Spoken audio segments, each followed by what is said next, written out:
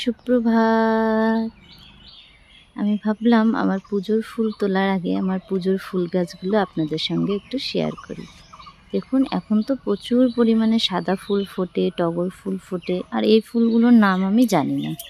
আর এগুলিতে হচ্ছে সেই সাদা রঙের লবঙ্গলতিকা। আর আমার বাড়ির গেটের দুই পাশে দুটো এই গাছ আছে, ঝাঁকড়া ঝাঁকড়া। এত সুন্দর গন্ধ ফুলগুলোতে, মানে বলে বোঝানোর মতন না।